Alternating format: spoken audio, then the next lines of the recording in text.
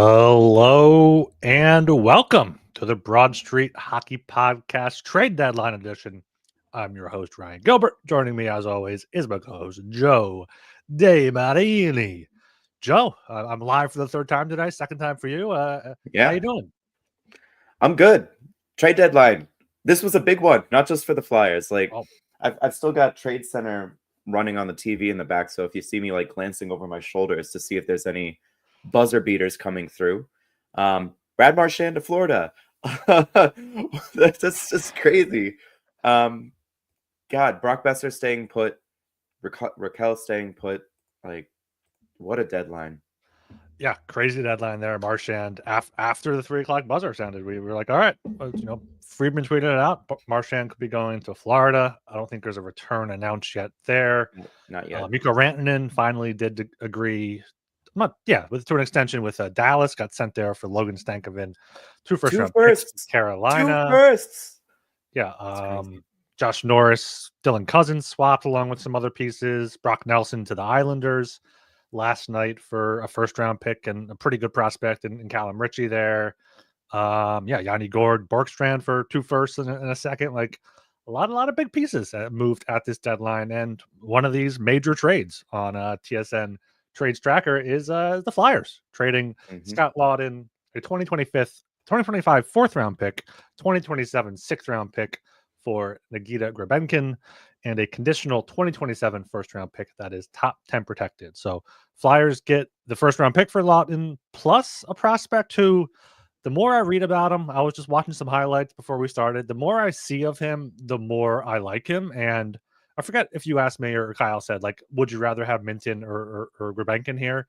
Mm-hmm. I'd rather have Grebenkin. And Minton got traded actually to the Bruins. The Bruins, yeah. A first-round pick for Brandon Carlo. So that might be an overpay there from Toronto for Carlo, but, that's what they needed to do there. So, I guess now that we have more details on the Laughton trade, we've been able to digest it a bit here for a few hours. How are you feeling now? Any different than you were 3 hours ago?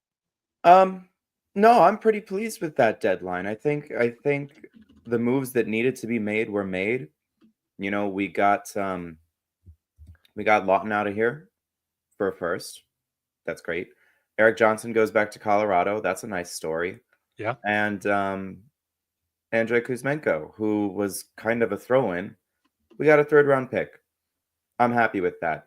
Some people are going to be like, well, Risto's still here. Well, have you seen, first of all, the Flyers don't have the retention slot. Second of all, have you seen the way things were going today? It just did not look like it was going to happen.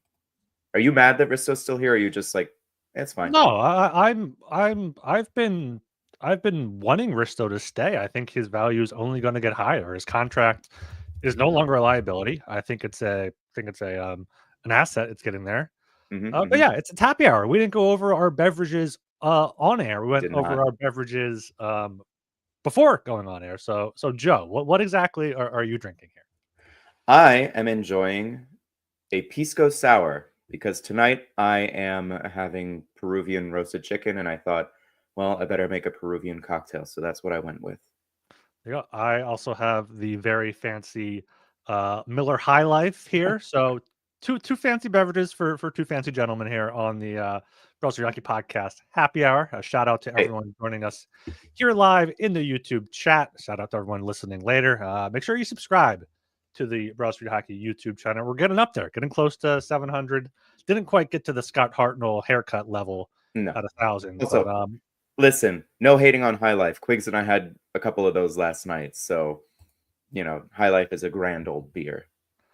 Yeah, it is. High Life is it's cheap on GoPuff. It's a 30-pack for $20. So you can't really beat that. You can't really beat that for a beer. So what a deal. That sounds like a deal that the Flyers would make. It does, yeah. So all in all, the Flyers traded this whole season, this trade deadline season, Farabee Frost, Scott Laughton, Erik Johnson, a 4th-round pick, a 6th-round pick, and a 7th-round pick for Jacob Pelletier, Nikita Grebenkin, Giovanni Smith, and a 2027 first-round pick from the Leafs there. I don't mind picking up Giovanni Smith because I was at the game last night. I was like, all right, the Flyers need like a fight here to get going. Like, but no one on the Jets is going to fight Delorier. Maybe Sealer will fight. Like Farabee used to be like the kind of like middle class lightweight fighter that they had, but he's gone. Mm-hmm. Gone now. Giovanni Smith's probably a heavier weight than those two guys, but he's not quite the Nick Delorier. And I also do wonder if he will be on the NHL roster, and if so, if that could be a bad sign for our good friend Garnet Hathaway. Yeah. Also, sorry, I just saw the return for Brad Marchand. Are you ready for this? I am. A 2027 second round pick, which could turn into a first. That's it. That's it. How do these teams pull these off? How do these teams pull? I guess did Boston know, like, did Marchand go to them like, all right, I want out. I want to go compete for a cup somewhere. Like, are they gonna? I don't get it. Are they going to, like, is he there? He like, all right, trade me for a draft pick and I'll resign in the offseason. Like, is that a situation happening, or is it? Yeah. So a second round pick. I imagine the condition is like, if they make the conference final or make the Stanley Cup final or something. I don't think that's out there yet, but yeah, that's like, you see these teams give up a second round pick for Nyquist, and then a second round pick goes for Brad Marchand, which is insane. The Panthers, Panthers are going to be tough to play against in the playoffs, especially if Matthew Tkachuk comes back. And Marchand is out week to week, so maybe that's part of it, is that he's currently injured, so they don't know what he's going to be like in the playoffs, so that reduced the price, I suppose. But yeah, in the chat, Sharks send Zetterlund to Ottawa. That's such a neat little deal. Ottawa's active. They swapped Norris for Cousins. Mm-hmm. They bring in Zetterlund. They are not wasting this opportunity to chase a playoff spot after so many years away. And who's their GM now? It's Staios, right? Staios? I think it might be Staios. Yeah, there. I like the bold moves there. So I mean, yeah, you're making the playoffs, but you're going to be a wild card team and get absolutely smacked by the Caps or the Panthers in the first round. But I mean, hey, listen, if Ullmark is healthy, we've seen crazier shit. That is true. That is true. Yeah, but yeah, I mentioned the YouTube. Once we get to 1,000 subscribers, we'll do something fun. We can then monetize a bit, but we can't monetize right now with via super chat. So if you're in the chat, you can support us through super chats. I think there's like super stickers down there. So I'm not sure if we'll do anything fun if we get a super chat, but it'll make us feel good. So I feel like that's an important thing you guys should be doing out there. Speaking of a super chat, Briere is doing his presser right now. We obviously can't really watch and listen and talk all at the same time, but if anything of note comes up, we will react accordingly. Yeah, I got Blue Sky open. I got the Slack open. I'm assuming they'll put some stuff in there. Mm-hmm. I have some tweets here or Skeets posts here from Adam Kimmelman, the Flyers at NHL.com. Right, Mm-hmm. let me show these up here on the screen while I read them out for the YouTube viewers. All right, says Flyers GM Danny Briere on trading Scott Lawton. Oh, this was in the press email. I'm not sure if he said this on the presser currently, but this trade is as tough as they come for me personally and professionally. Scott was an integral part of our team for a long time, and it was a great pleasure to see him grow into the teammate and leader that he is. Scott not only brought back the standard of what it means to be a Philadelphia Flyer, he led the way and set a precedent for our organization moving forward. On the ice, he was as formidable and competitive as they come. Off the ice, I don't think I've seen anyone who was as kind, generous, and welcoming to the hockey in Philadelphia community.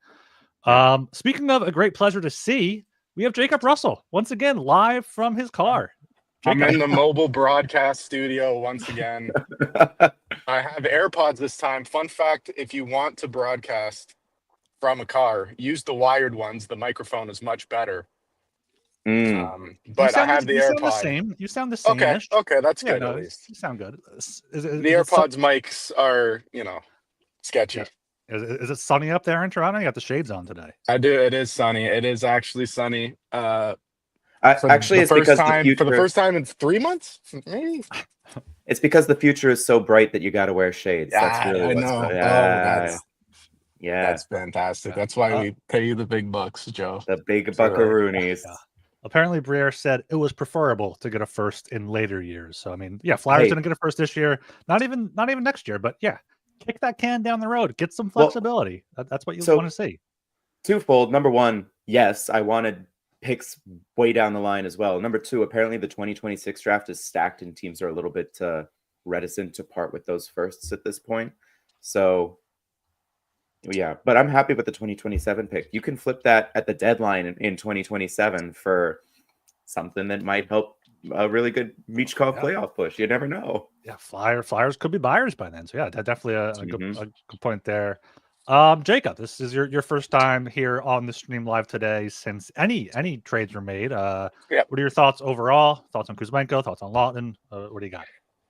I think it's about what we expected heading into the deadline day.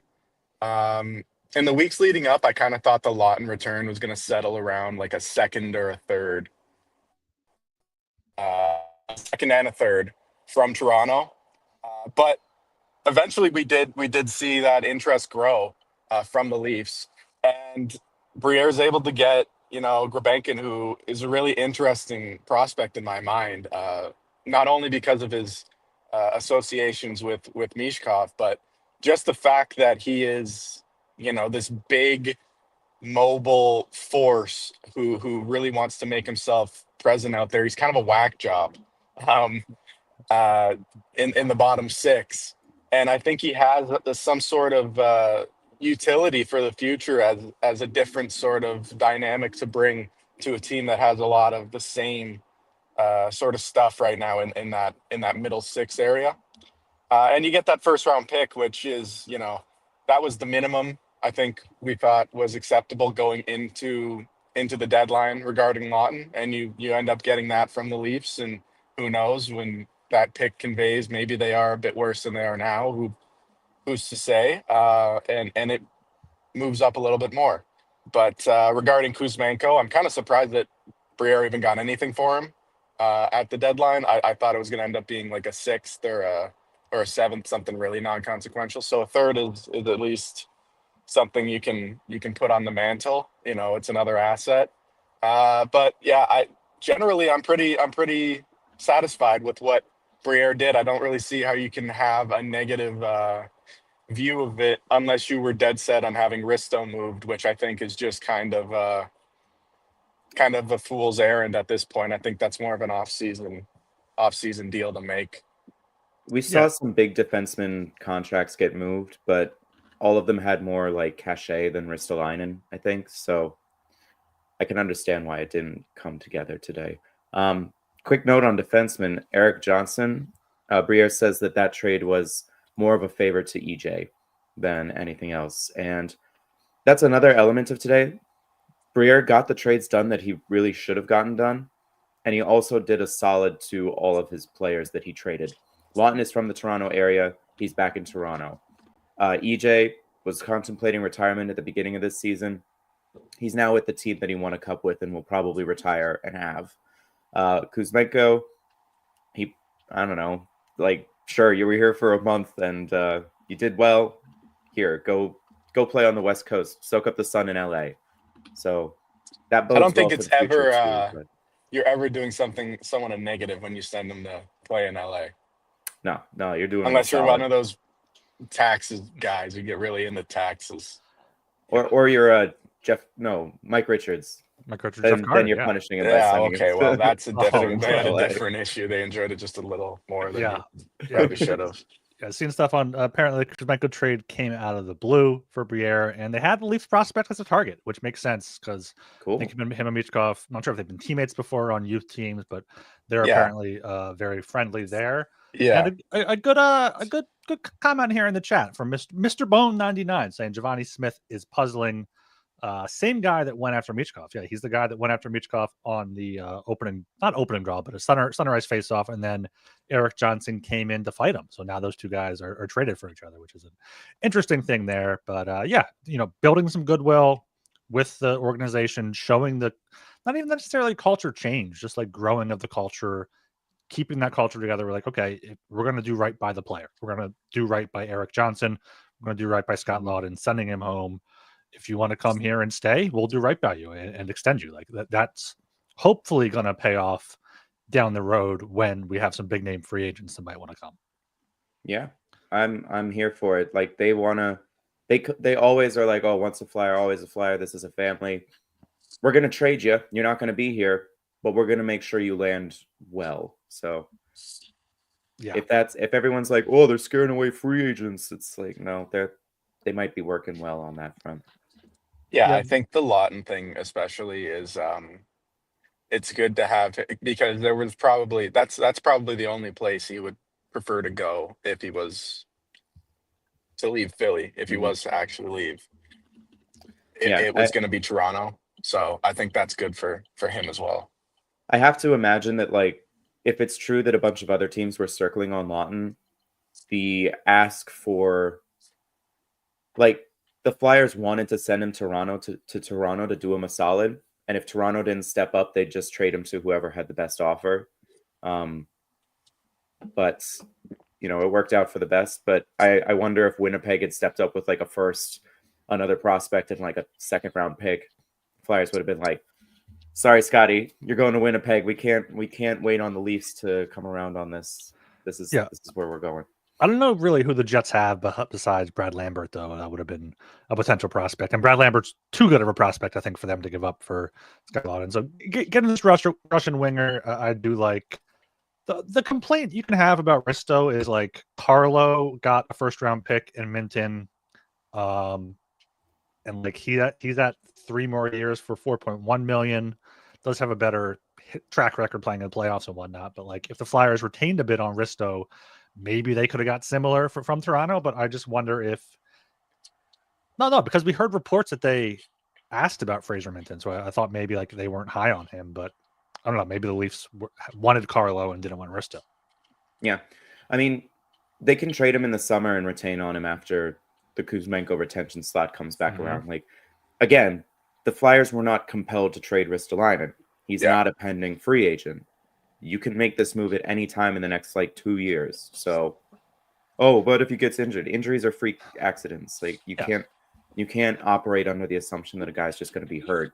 Like you got to wait for the best value. Yeah, and I and think Emil Andre. Ooh. the Risto thing especially, I think you can even parlay that into a bigger deal with some picks at the draft, and then you're really making a really attractive package for teams if you wanted to go get a younger talent, right? Mm-hmm. That's what I would be personally hoping for. That's what I'm hoping for currently. I think that's how you get the most out of Ristolainen as an asset, is at the draft with all of those picks that you have. You're dealing from a position of strength. And if you're gonna, like, as we said, right, like before, and as Torts has said, if you're gonna get rid of a Ristolainen, you're gonna be looking for your own Ristolainen in the system. They think that could be Hunter McDonald. They think that could be maybe somebody in the AHL or somebody coming up throughout the further down the development chain. But at this point, you know, you are going to have to find somebody else to play that role. So I don't think there's a rush to do anything. Yeah, Briere talking about how Risto is going to be valuable whenever this is a playoff team. Said if Risto was traded, would have left a huge hole, and basically said we set the price high because we think he's good. Which, honestly, some teams around the league might have the perception that some insiders do, where that he's still what he was in Buffalo and isn't a good player. But like anyone that says that hasn't watched Flyers games, which I understand. You don't want to watch Flyers games if they're not playing against a big team, but like don't talk out of your ass saying he's the same defenseman he was 3 years ago or even 2 years ago. Like he's legitimately a good second pair guy. And on a playoff team, if he was like a third pair guy on some team, that would be a dominant D pairing. Yeah. He's going to fill the same role functionally as Brandon Carlo, right? If he was to get traded to a playoff team. And, you know, it's up to, you know, the future to see if he would perform.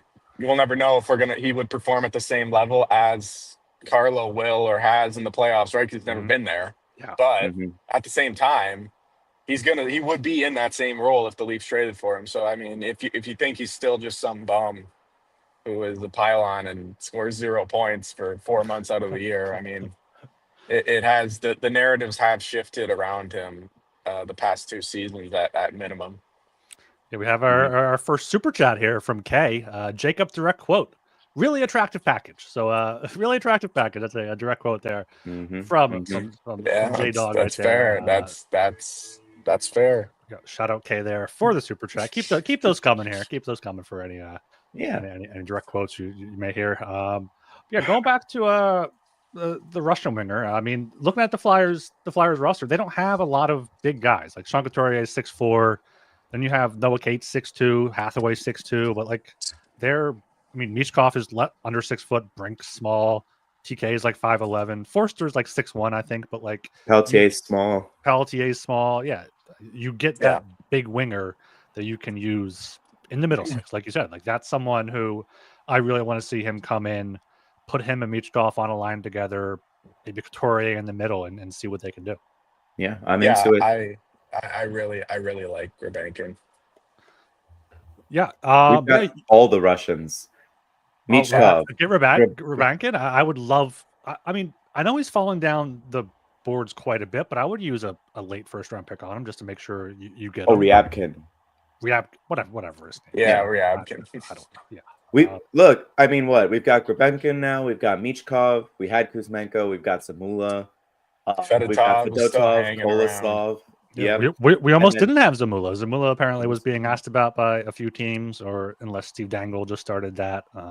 Paling was being asked about as well, but this Lawton went, Johnson went. You mentioned Emil Andre coming back up now, which is going to be good. I mean, I feel like he should then get into the lineup. I wonder who becomes a 7. Like, will it just be Zamula? Will it be rotating? I hope it's not. Like, it shouldn't be somebody like Eric Johnson where he just sits in the press box every game, because the Flyers have a lot of games coming up here in March. So rotating those guys in, maybe go 11-7 with Hathaway hurt and Nick Delorier just skating around out there. Like Nick Delorier being Nick Delorier. So it might be better to go 11-7 and, just run with what you have. I like the idea of the Scandinavian Bash brother pair of Andre Risto. That's a lot of fun. He played well when he was paired with Sanheim. I'd be cool with that again. Because then we get York Risto, and that's a pair that I am personally very high on. So, it's about damn time that he was back in the NHL. Yeah. Did it ever come out what Ristolainen's injury was? Because I'm wondering now that he's not traded, if he needs surgery like he did last year, if they'll shut him down earlier once they're like actually out of playoff contention. They're not making the playoffs, but like they're playing every game like there's a chance. So I wonder if that's a possibility too, where they're just like, all right, shut you down, get you ready for next season. That's a thought. Yeah, because Drysdale has been playing great. You're not benching York or Sanheim, Sealer, so they're going to have 7 guys there. It's pretty set in stone. It seems like it's pretty set in stone for the foreseeable future, outside of whether or not Andre plays consistently, I guess, and who is the 7th defenseman. Yeah, the microscope's going to really be on Andre, I think, these last 19, 20 games the Flyers have, because, it was on Drysdale for a bit. He's been playing a lot better. Maybe it'll go back to him. But Andre, I think, finding out what he can be for these final 20 games, against good competition, kind of high leverage game for the Flyers. It's like every game is win or go home pretty much for them. They have to win out almost to make the playoffs. So seeing him in the high pressure situation, see what he can do. So I would love to see the defensive pairing switched up a bit, see what York does away from Sanheim, see what Sanheim does with Andre or with Drysdale even. Like, I think there's a lot that the Flyers can do in these last 20 games where it's effective moving forward, and it's effective where if you lose, it's not a big deal because you're just get a better draft pick. Yep. I think they have a real shot at getting into the top 5. They got a real chance. I think they can. I think it's going to be tough with teams like Buffalo and San Jose, who are just really hopeless, like truly hopeless. But tomorrow's game they're gonna start to tumble. Tomorrow's game's a big one because they have Seattle, who are 6 points behind them. Yeah, but to me, I expect them to beat Seattle most nights. Seattle's not good. Yeah, Seattle's just not a good hockey team. They also just traded a bunch. Yanni Gord, Oliver Bjorkstrand, and Brandon Tanev all gone. Yeah. But Joey Decord, really good goaltender. If he shows up, that might be they might have a tougher out than one would expect. Decord's been struggling recently. Allowed 4, He 4, has. 3, and 5 in his past 4 games. He hasn't been quite as good there for Seattle. And the team is bad enough to the point where if he has a bad game, it really snowballs on him. Like if the Flyers really dump shots on him, it could get ugly. Seattle just doesn't have the horses to keep up offensively, especially now that Bjorkstrand and Gord and Tanev are all gone. But I didn't know if you guys talked about this before. I just wanted to revisit it. Gurbankin played 7 games with the Leafs earlier this year. Personally, I'd like to see him get some NHL minutes. I don't know if you guys spoke about that before, but I was wondering if you guys were looking at him as potentially a Flyer for the rest of the season, or at least the majority of it after a little stint in Lehigh Valley. I think he goes straight to the team. I think he goes straight to the Flyers. Because they have a winger spot open now that Kuzmenko is gone. And if they don't want to play Nick D all the time, they could call someone up. But also of note, they lost their 3C. So they got to call up Abels or one of the others. They are calling up Lixell and Abels for the weekend, according to Briere. Yeah, like they could just go Lixell over Delorier. Gurbankin.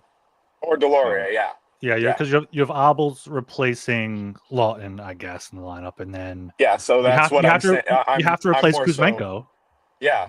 And I guess that could be Lixell, but put that's Lixell what I'm asking. Lixell on the fourth line. Is Lixell going to get sort of the spot that he's looking for now?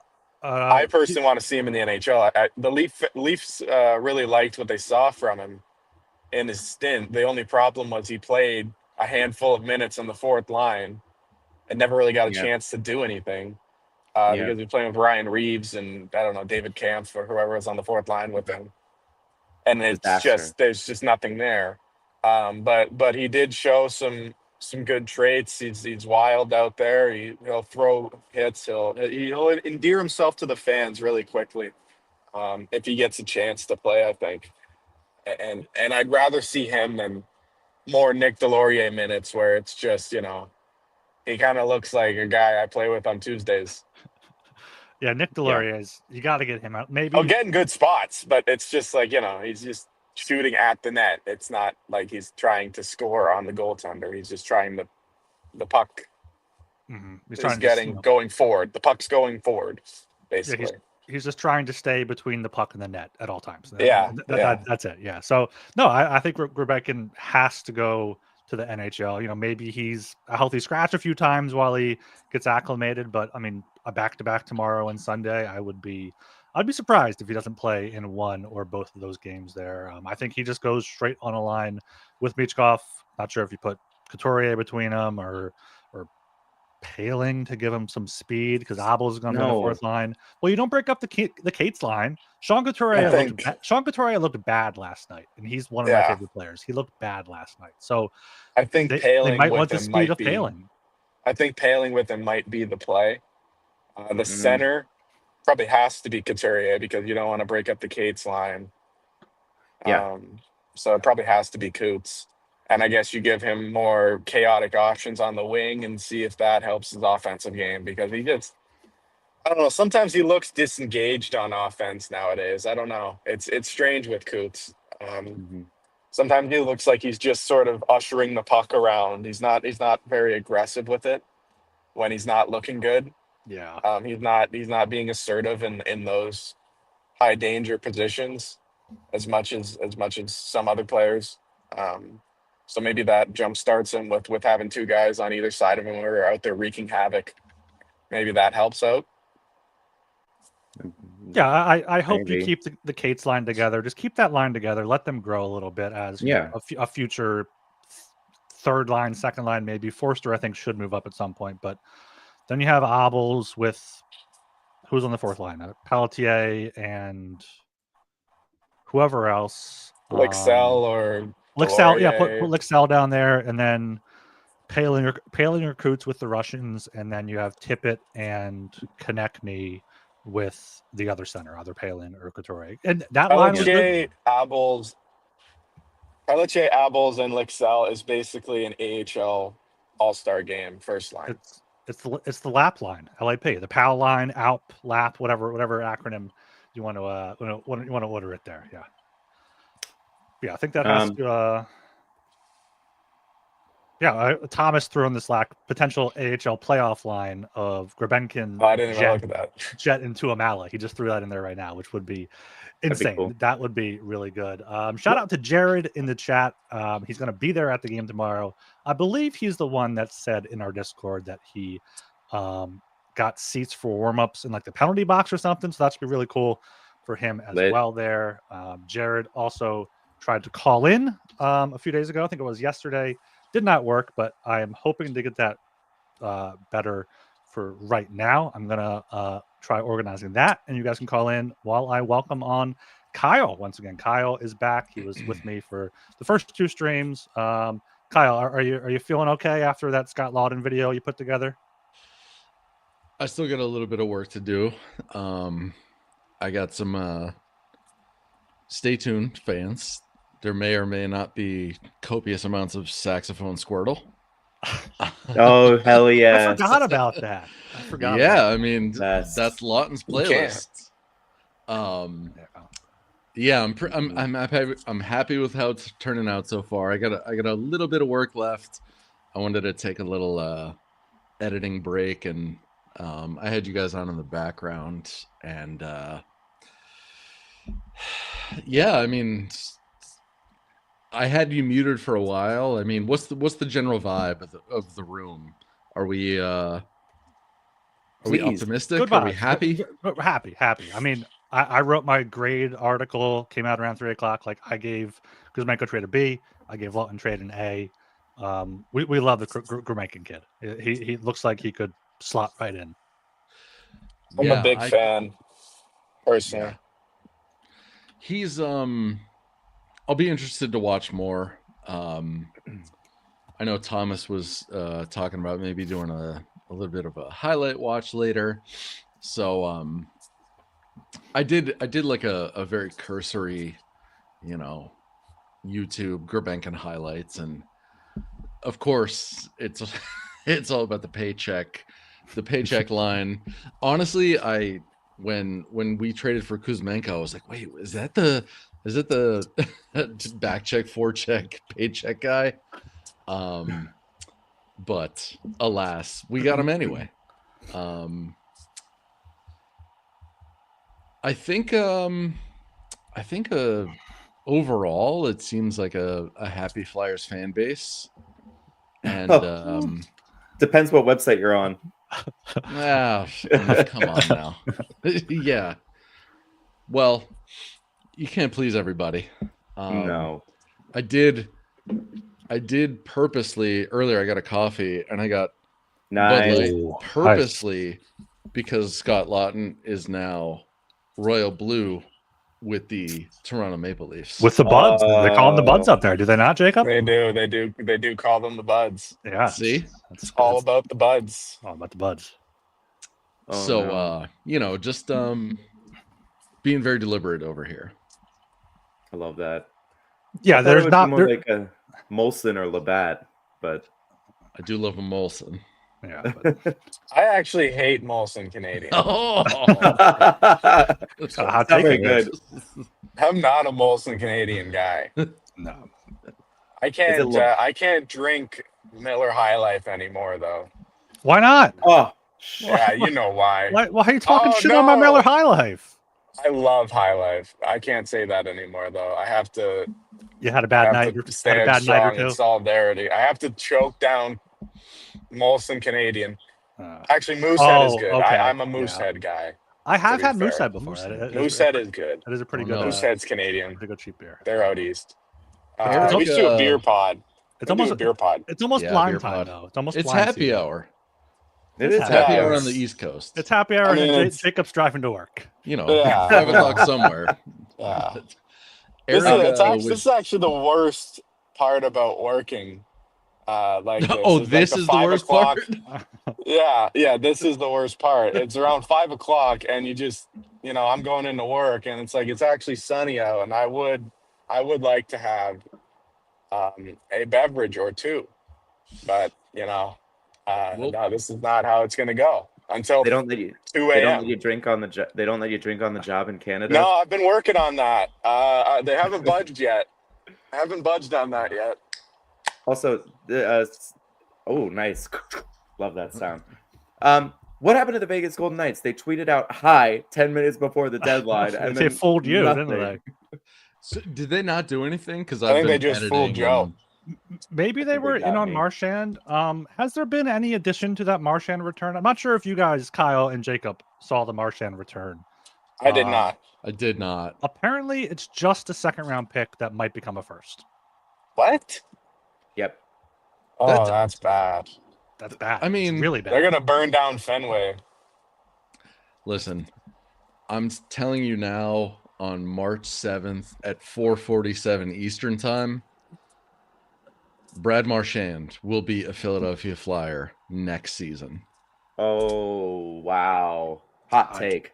It's an upcoming video that I have in the pipeline as an idea. The first game that Canada played that they won, TK and Brad Marchand were yucking it up together, and it got me thinking that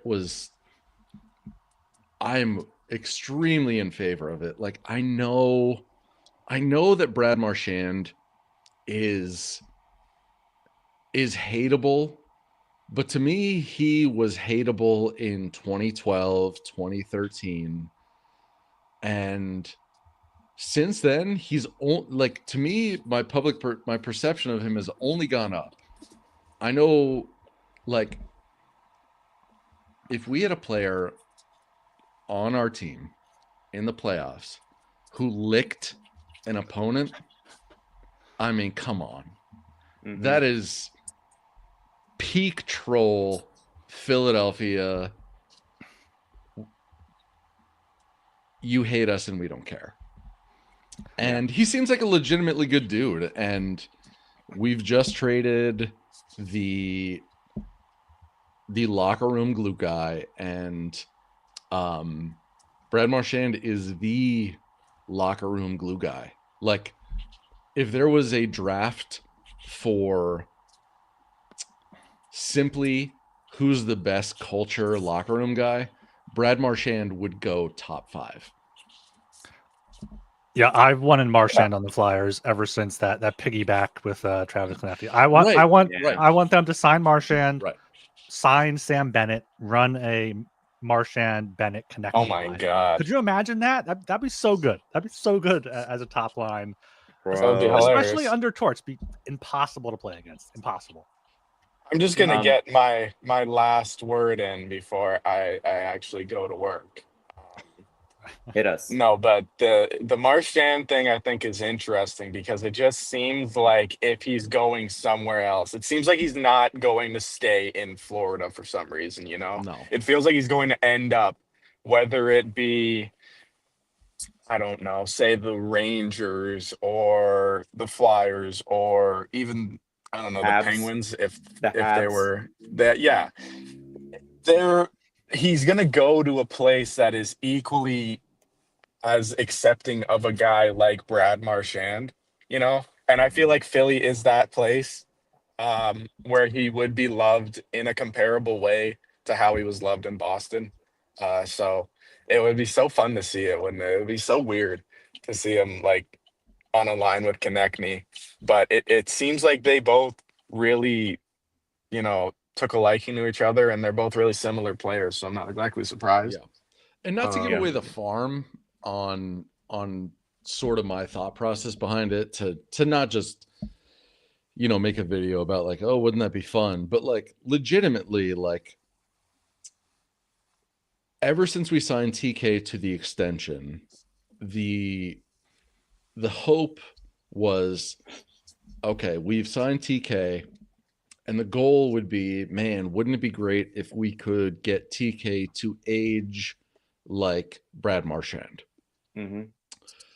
And I'm not saying that bringing Brad Marchand into the fold would magically, by osmosis, make TK learn how to Age better. reach higher, scoring potential. But we also have Bobby Brink, we have Jacob Peltier, we have Denver Barkey coming in, and there's wisdom in Brad Marchand that could be extracted in terms of, hey, how could you maximize yourself, and how do you make yourself as a smaller player reach your maximum potential in the NHL? And there is value in that for the Flyers, whether they keep all of the small guys or we develop them into good players to potentially trade one or two of them in the future. And you just look at the GM and Danny Briere, as someone who was a small player, wants to do that. Because, like, if the Flyers somehow win a cup with a small team, the NHL will follow suit. That's just what happens. A team wins the cup, teams tried to build like that team there. But looks like Jacob is parked. I want to see if he has any final words before he heads out. Good deadline. Kind of glad with the way that everything shook out.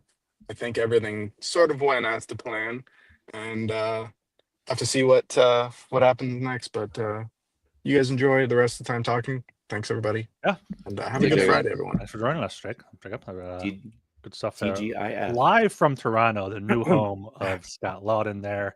So speaking, want to point out this comment here real quick. Okay. Alex in the chat says, we did have the biter, TDA's best friend, in Brendan Lemieux. So we could have the biter and then the liquor. And didn't Gary do something when he was in Washington? Did he like spit or something? Like we're just complete spit that on someone. We'll complete that trifecta. He did spit on someone. Yeah. And one then more TDA speared a guy, but and then he put a bunch of pucks in his own net for the Islanders this year. Yes. That's neither here nor there. I want to point out this post here from Charlie O'Connor from PHLY on Blue Sky. Yep. In explaining why the Flyers targeted Nikita Grabenkin, Briere noted that their scouts liked him a lot and he trusted their judgment. They valued him more than a third-round pick, he said. Hints that the base offer was a first and a third for Lawton, and the Flyers preferred Grabenkin to the third-round pick, which I love. Like getting this guy who I've known about for outside of the forecheck backcheck paycheck thing for 2 hours. Yeah, you're not getting that with a third-round pick, and just the relationship he brings with Michkov, like I feel like that's much more valuable than a third-round pick. I agree. Yeah. Like, what do you like? Ideally, your third-round pick turns into a Denver Barkey, or in best case scenario, it's Braden Point, but that's rare. I'd take a guy that was drafted in the 5th and has worked his way into like a middle sixer conversation. Yeah.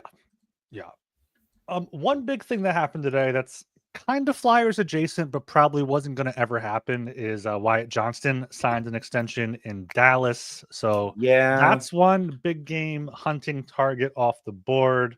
Let me look at the top RFAs this season. We got a few defensemen there. Marco Rossi is still there. Gabe Velarde in Winnipeg, but I think they have cap space. Oh, this guy from Calgary, Morgan Frost. He's 25. He might be able to fit the rebuild there a little bit. But what do you think it'll take to acquire him? Let's call like Bill Meltzer and see what he thinks of it. or Frank S, whoever that is. Marco Rossi. Marco Rossi is still the top RFA, I would say. I think he's still a good option there for the Flyers, given that Bill Guerin is undervaluing him because he's undersized. Free agent centers this offseason: Brock Nelson, Claude Giroux, Sam Bennett, as I brought up before. There are going to be options this summer, potentially via trade or via free agency. I've seen this talking point a lot, including in our Slack there. Should the Flyers have waited to trade for Austin Farabee? Did Briere make a mistake there? Did he trade him too early? Could they have got more if they waited until now? I mean, no, maybe, but like, did we see an RFA center go? today? That's a good question. I don't know that. I don't think so. Like, Right. And the whole reason Joel Farabee went to Calgary is because Calgary was willing to eat the entire Joel Farabee contract. yeah, I don't think a contender would be Right. taking Joel That- Farabee's cap Right. hit. That is honestly the biggest. That is the most important point of that question is, would someone take Farabee at full value? We retained on Kuzmenko today. We retained on Lawton. And sure, maybe if we had kept Farabee, would we have had to retain? My gut says it's not going to really matter because the cap space is more important. And there's no guarantee. I mean, I would have to look and see if there's any centers. Well, hold on. Farabee was the one. I would be very skeptical if we waited till today, if we wouldn't have had to retain on Farabee. And the whole goal of trading Farabee, it seems, was simply to free up $5 million. Or is that his cap hit? 5, or was it 5.5? 5. It's 5 Yeah. flat for 3 more Right. seasons after this one. Right. And I don't want to retain. I mean, I guess if it was like, I mean, is there a minimum you could retain? Could you retain 1%? I don't know if there is actually. Yeah. Right. I know there's a maximum, but Right. Yeah. I'm skeptical. You could wonder that till you're blue in the face, but I think it was a good thing to just get out from under it and, you know, free up the team to see what else they could do. What do they look like for the next 7 or 10 games without those two? And I think I said it yesterday was, listen, I was very against trading Joel Farabee because I was just so convinced that the first 3 quarters of last year was like, Same. There's something there. Like, I think we could, and they decided, let's trade him. But you know, we traded him, and honestly, I don't think I really miss either of them. Like, No. we're not doing well after the fact, but I don't think yeah, they were really contributing that much to our success. We went on a 6-game point streak That's true. them. Yeah. Yeah. Like, I think we did. The Flyers did perfectly fine without them. Also, if you just look at it as acquiring, we traded Frost and Farabee for a 2nd, a 7th, Peltier and Kuzmenko. That's not true anymore. You now have a 3rd round pick instead of Kuzmenko. So ultimately, the deal is Farabee and Frost for a 2nd, a 3rd, Peltier, and that's it. Because I think they sent the 7th to LA as part of the Kuzmenko trade. So they traded Frost and Farabee for a 2nd, a 3rd, and Peltier. It's not a blockbuster, but that's a perfectly adequate return for those 2 players. Right, because the other part of it is, and a lot of people don't really put this into the equation, is we got everything you just said plus $5 million in cap space. 10. Let's assume Frost gets 5+ for his contract. Sure. So it is, even if you didn't get, we didn't come out on the other end of, you know, we didn't do a Adam Larson for Taylor Hall 1-for-1, but we got flexibility in a rebuild, and we have, even now with Lawton gone and retained for 1.5, we have a little bit more money to, like Danny has been saying, is sort of just peek out the door of this summer of who's available on the free agent market. And we'll see. Like I said earlier in the Kuzmenko live reaction with Gilbs, is I enjoyed Kuzmenko here. He was silly. He was fun. If there was no salary cap, I would keep him because he's vibes. But now we've also eliminated Kuzmenko from the free agency pool of people to look at. So now we have a more focused lens on the free agency market and who could potentially fit in. Yeah. And we have trade flexibility too. Gilbs, I just sent a photo to the I am Slack. working on putting it on the screen. Yeah. It is a Heartbreaking. tweet from Absolutely from devastating. I'll miss you, That is- King, with one of the pictures from him and Scott Lawton's. That will photo definitely shoot be in there. my video. Yeah, but I also saw a post on Blue Sky this afternoon from our very own Chasing the Puck there, saying that this one small silver lining is that Scott Lawton jerseys and merchandise will be on sale this summer at the Farg there. So they had plenty of Cam Atkinson That's true. jerseys this past Oh, summer. God, so yeah. I mean, they'll have Lawton, they'll have Farabee, they'll have Frost. Like, I'll Did get a they Lost print jersey. enough Kuzmenko jerseys to buy? I hope so. Hey. They haven't made enough Michkov jerseys. I've been looking on NHL Shop, and they only have like small sizes. So Yeah. But going back Speaking to wait, before we move on, 96, Kuzmenko. We got to talk about the other 96 who got moved today. Mikko Rantanen. Oh yeah, I was going to bring that up as well because we have an update on the trade return. We to do. Dallas. Yeah, Hurricanes got Stankoven, 2 conditional first-round picks, top 10 protected in 2026 and 28. No, And 27, I thought, right? I'm on TSN's trade track. Right. You're right. 2026. Right. And then 2 third-round picks in 26 and 27. So Hurricanes really kind of turned the screws there a little bit. I mean, Stankoven's definitely a worse player right now than Rantanen, but they traded Natchez. They don't have to pay him. They're not going to pay Rantanen. They're going to be on the market this summer. They better be. Man, imagine having your team run by Tom Dundon. Like, we can bitch about Spectacor all the time, but hey, at least they open the checkbook. Dundon does not. It's crazy. I mean, I think they opened the checkbook. It was just Rantanen didn't want to sign there. I think that's really just what it came to. And then, but why not? Because their owner is like a cheapskate who hard bargains and Yes. you know. I think it also could be due to not wanting to play for Rod Brindamore and play that style. Because then I mean, his personal pride is going to take a hit because his individual stats won't be as good as they were playing with Nathan McKinnon, obviously, because he's one of the best players in the world. But he'll probably go to Dallas, play with Rupe Hintz or Wyatt Johnston for the next 8 years and put up big numbers. Something I want to. I mean, EJ for Giovanni Smith is really a big nothing burger, but something I was thinking about recently, probably I think it was last night, maybe early this morning.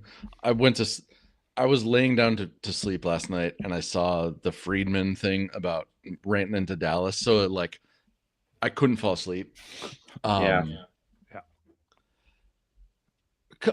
During the Fletcher era, we brought in Chris Stewart. And Chris Stewart eventually graduated to be, a staff member. I'm not saying that trading away EJ takes away that possibility, but for how well liked EJ was, and he was a first round pick. He's won a cup. He's a silly dude. That's a guy who, if we're talking about professional best friends, who knows? Maybe he wants to do the same thing next year. But whenever his career's over, I would be completely in favor of him being a staff member, whether it's player development or some made up title as professional best friend. I think that could still happen. I really think he will, and I think he is the professional best friend of Danny Briere, who was like, "Hey, Eric, do you want to stay here? you want to go back home to Colorado? Maybe get another ring. Like they could win the cup. Like, and he probably, because he said in the presser, from what I've read, that that was a favor to Eric there to move him to a team where he won a cup before. He's been there before, spent most of his career there. So going back, they were teammates. They were teammates. They were teammates there in Colorado. So yeah, I would be like, people shit on the Flyers for making up made up spots in their front office or giving former players coaching jobs or whatever, but like it works in a sense. Like, it does help the overall organizational culture. Like it does. Like, it helps the whole thing not being cutthroat like Vegas is, not being like just treating players as just business transactions all the time. So I mean, the big thing with the people that hate it are like, okay, is culture going to win a cup? And maybe it will. We don't know that yet, but I do like that from Johnson, from Briere. Like, yeah, we're going to miss Eric Johnson's funny stuff in the back of Brian Smith's videos and whatnot. Yeah. But like, yeah, go win a cup, and then go chase a cup, and then maybe come back as like a player development guy. Maybe come back. Do we think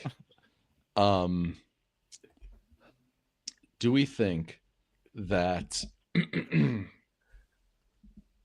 I'm sorry. I'm still laughing about maybe come back. Yeah, that was good. Yeah, that threw me off guard. One drink, and I'm already belting out the classics. I have a very important question once again here from Alex in the chat. Bobby Brink, Gritty's BFF, when does Bobby Brink have the first photo shoot with Gritty? Gritty is so much taller than Bobby Brink. It's lunacy. Like, that's why it's great. That's why it's so good. That's why it's the first time I met Gritty, I was with you, Gilbs. It was our draft party. Yes. And I was like, oh my God, Gritty is like taller, slightly taller than you. Yeah, that thing, me and Gritty, I'm not sure if you were there yet or not, but Gritty like saw me. I thought he wanted to go back to back, so I stood up for that. And this motherfucker just jumps on my back for like a piggyback ride type of thing. Like, I'm not a strong guy. I'm the first to admit that. I was shocked that I could hold him, but yeah, Bobby Brink in a baby Bjorn on Gritty's Gritty stuff. That has to happen. Let me hop on the Photoshop machine. Oh, get on Photoshop there. But back to we say Bobby Brink, more like baby Brink. Boom. Baby Bobby Brink, baby Bjorn. Rubber baby buggy bumpers, rubber Gritty buggy Breaker bumpers. All right, back to the Frost and Farabee thing. Like, you guys asked, like, if an RFA center got traded. I don't think so. And then I was thinking, okay, did a winger with term like Farabee get traded? And the first one that jumped to mind was Borkstrand, who got traded to Tampa Bay. But okay, goodbye, Kyle. We'll see if he comes back. But like, look, and then I looked at Borkstrand's numbers. He has 38 points this year. And like, I thought Farabee had more points than he does. He has 21 points in 62 games this year. Like, he had 50 last year. We thought he could take a step forward, like you guys said. But yeah, looking at the free agent wingers, like Kuzmenko is going to get less than $5 million. Taylor Hall, Riley Smith, Gord, like Roslovic, Piasuter, Iafallo. Like, teams would rather have that than Joel Farabee. So I think that is a huge point people are missing with the cap space of Joel Farabee, $5 million, freeing up. Yeah, no, I think the Flyers, they acted at the right time. They made the right trade. I don't think there was any better value you could have gotten. Oh, okay. So I was going through the trade list on Cap Friendly to see all the centers and see if any were, because obviously there's RFAs who were traded, like Callum Ritchie, who I don't even know if he's played an NHL game yet, but specifically RFAs who are expiring. And so far I don't see any. Yeah, I was scrolling through it. Like, I saw Cody Glass got traded for a 3rd round pick. He's a veteran. He's probably a similar level to Morgan Frost. He was a high pick. He hasn't panned out in a few different places. Like, yeah, Frost has talent. We've seen that in a few plays in Calgary, but I don't know how much they would have got if anything, at the deadline, because teams at the deadline aren't necessarily as flexible as they are in the offseason or more midseason, like we saw with the Flames. Yeah, for sure. I do have a kind of a hard-hitting question for you guys. Mm-hmm. All right. So Nikita Gurbankin, what is your? I don't know if you've looked into the numbers, but how do you think he is in the Toyota RAV4 minutes to play? I don't know if the KHL tracks the time of goals. You can look it up very, very much, but I mean, it can't be worse than the RAV fourth inning, I don't think. Knowing how that's I secretly would love to, if I had the time, to do an analytics sort of column and see which players are in the league are best in the Toyota RAV4 minutes to play in the whole league, not just for the Flyers. Yeah, the whole you league. gotta come on, like we gotta know who to target. I think there is a way to look up like team Right, but scoring it's- logs that have the time. There's but not a that's- whole column of who scores the most in the last 4 minutes of a period, though. Well, no, there's not. And if we get there's enough not. subscribers, I will have time to do it. Yeah. Yes. You will. Yeah, I think that's about. I mean, I looked up. We're at an hour already, which is shocking to me. I just want to point out one more thing and make fun of the Detroit Red Wings one more time here. We have not done it yet on this podcast. It's a good pastime of Joe and I's here on the BSH podcast. So Jake Wallman, who the Red Wings traded a first round pick to trade away, or a second round pick, second round pick, was traded from the Sharks to the Oilers for a conditional first round pick and Carl Berglund there. So masterclass there by Steve Yzerman of the Red Wings. Yeah, That's some Shane Gostisbehere shit. Yeah, I just look at the Red Wings roster and I'm like, how's that Ben Sherratt contract sitting with you there, Izzy boy? How's that Justin Holl contract sitting with you, buddy? Jeff Petrie, really, 37 years old. That was your answer to bring and fix the defense? Especially when they both have a year left on their contracts. Good work. Great job. Well done. That's why I thought they might take Risto. Just get another veteran for $5 million. That's not necessarily worth it. Maybe in the summer. Maybe. The Detroit Red Wings at this deadline acquired Craig Smith. Yep. Yeah, right. Yes. Peter Mrazek, a fourth round pick, and future considerations.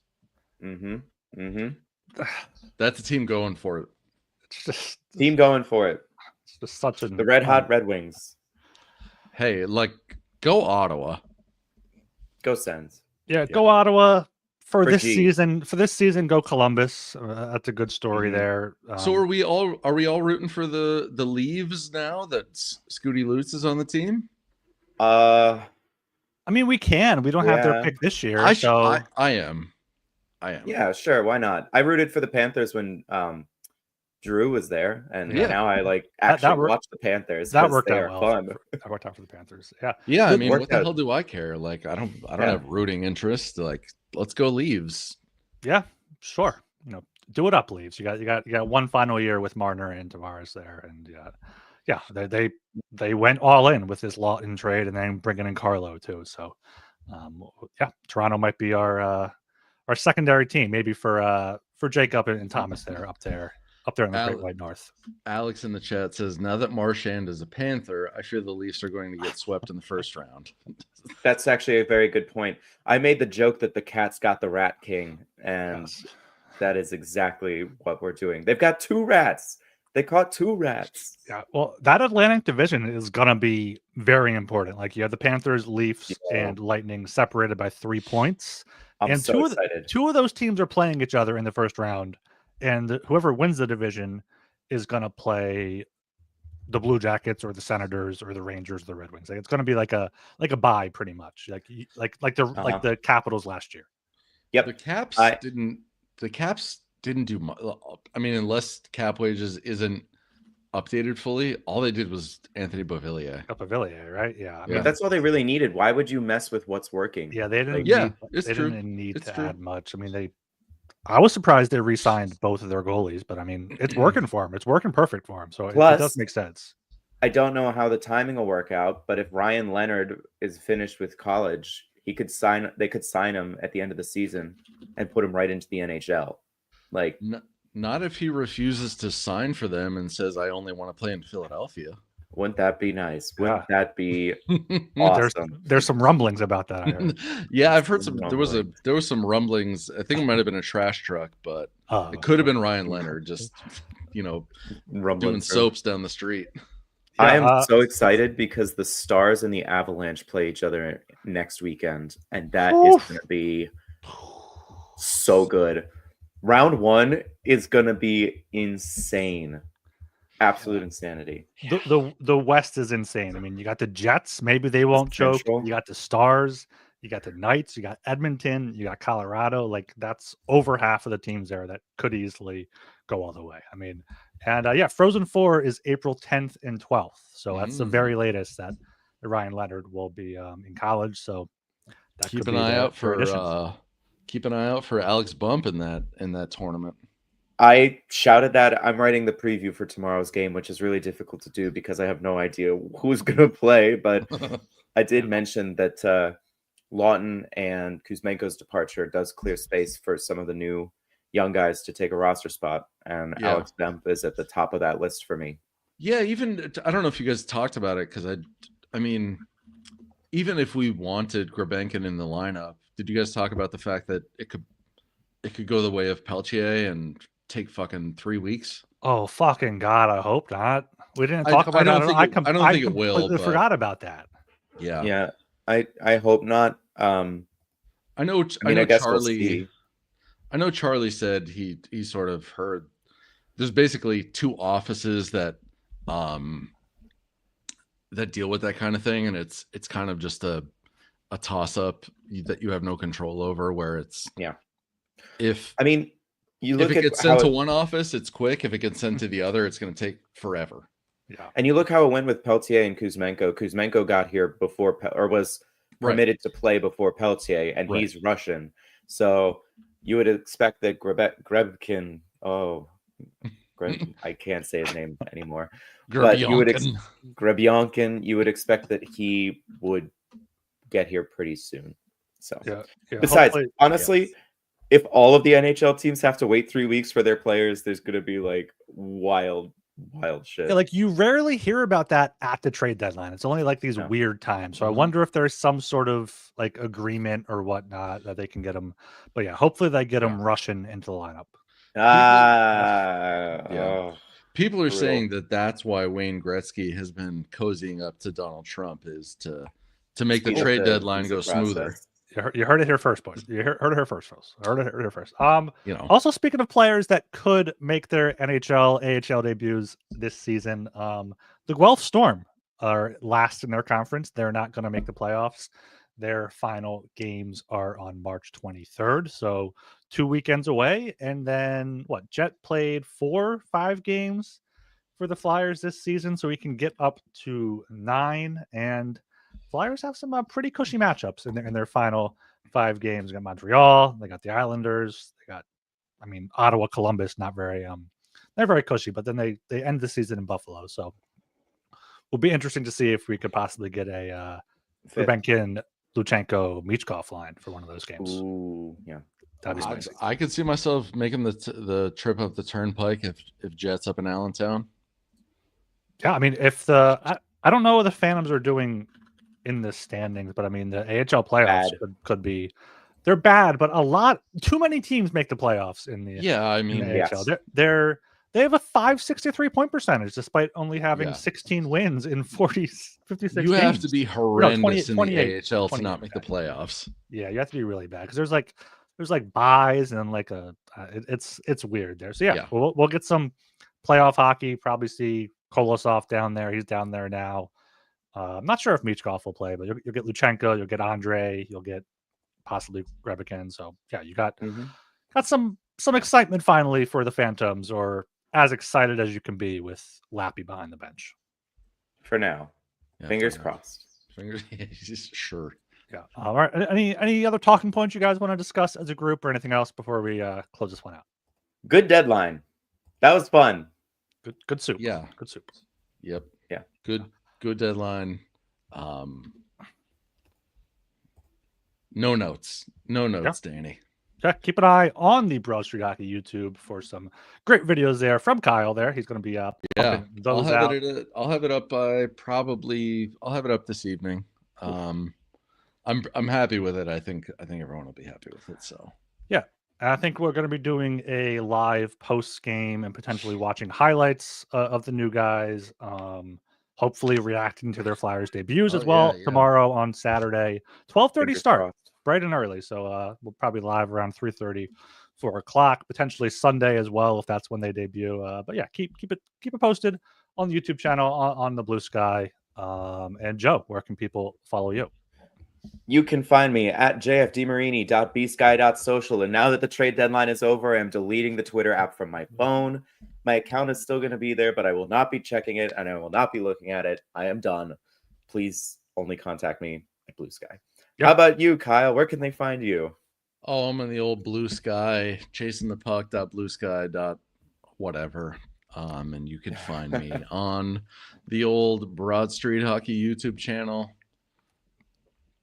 Yeah. All right. You can follow me also on Blue Sky at ryangilbert.bsky.social. Shout out to everyone in the chat, especially that super chat from Kay there. That was really great. Hopefully we keep those coming as the subscribers grow here. So until next time, thanks for listening. I'm gonna give a salute for Sarge. Salute for Sarge. I like it. For Sarge.